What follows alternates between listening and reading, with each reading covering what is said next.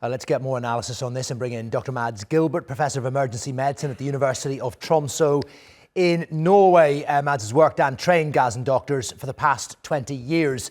Mads, we'll come to the health system and the hospitals in just a moment, but I mean, what's your assessment of the deterioration in the distribution of aid? The criticism before these so-called aid hubs were set up was that they were being politicised, privatised and militarised. And I guess that's what we've seen. Yes, absolutely. We're seeing killing grounds, outright killing grounds, camouflaged as food distribution points.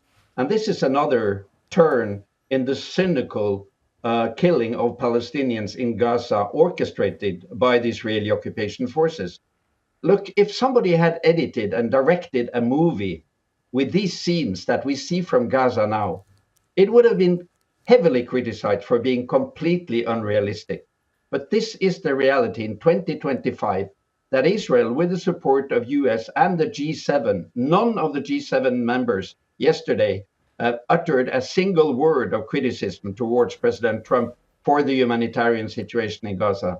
This is done in full daylight, killing 50 to 70 to 120 civilian starving people every day, using food as a bait to attract them to these killing fields called humanitarian hubs, and then shooting and bombing them. It is outrageous, and we have to remember this complete destruction of international humanitarian order and the respect for international humanitarian law is an attack of every one of us, because who is next? And this is an attack on the basis for a human world where each life counts. In Gaza, we see a complete disregard for human life from the colonial powers, and it could have been stopped in a day, because all of this is 100% man-made. Yes, I take your point about the G7 leaders. In fact, I understand they also issued support for Israel to defend itself. We have heard that before, although there has been a change of position from a number of European leaders over the last few months, really ever since the blockade of aid on Gaza was put into force. Have you recognised that subtle shift or even a shift in position from people like Sir Keir Starmer from the UK? Yes, absolutely. And the Parliament of Spain recently voted to stop all arms trade to Israel. So yes, there is a shift, and more nations are recognizing Palestine as a shift. As a state, we see it in my country. So it's important for your listeners not to give up the concrete solidarity work, because that's the only tool we have now to pressure our political leaders. But that said, it could have been stopped months, if not years ago, if the Western powers had applied the same type of sanctions against Israel as they have been doing against Russia on Ukraine.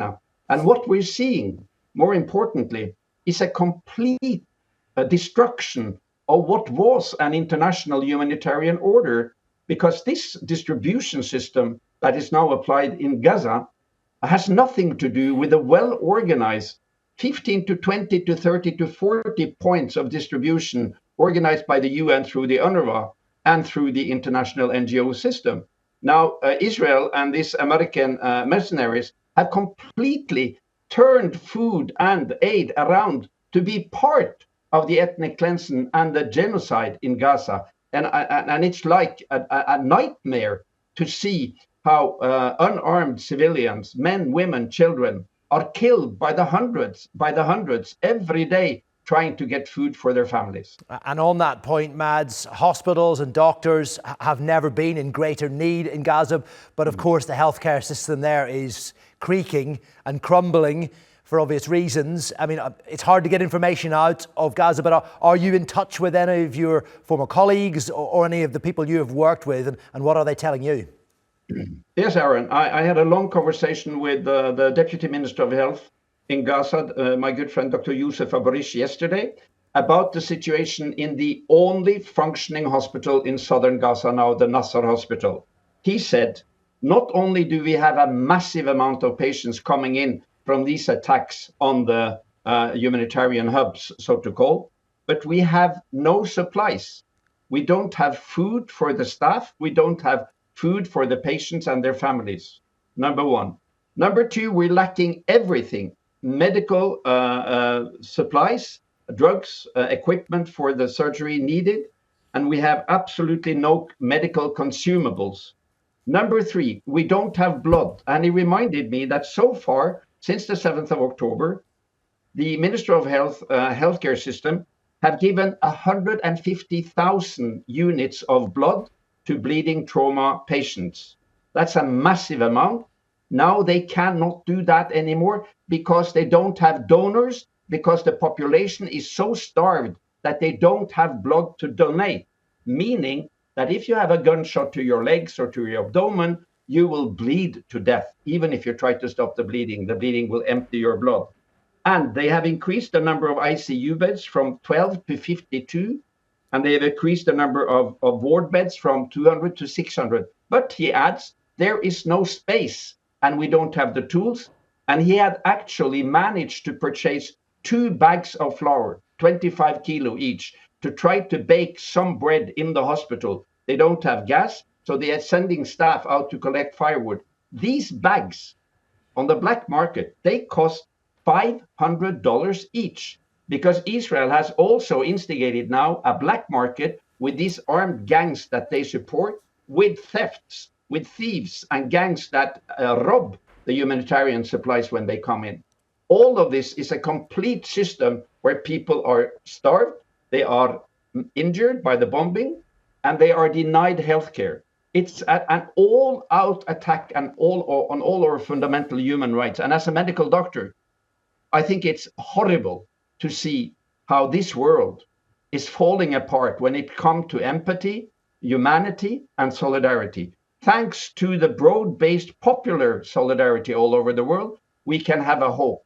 But for the world leaders, forget them. Arab leaders, Western leaders, they don't care about the Palestinian people.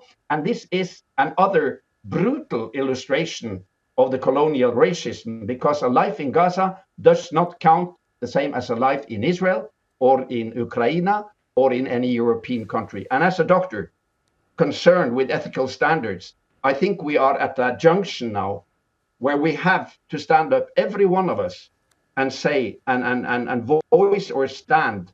Everyone has a voice, everyone has a talent. And the only hope we have now is that ordinary people like me and you, that we actually take part in the struggle for humanity. It is a bleak picture, Mads, but we do thank you, as always, for coming on the News Hour. The hope is that we won't have to have this conversation again in the near future, but we will see where that goes. Thank you, Mads. Thank you.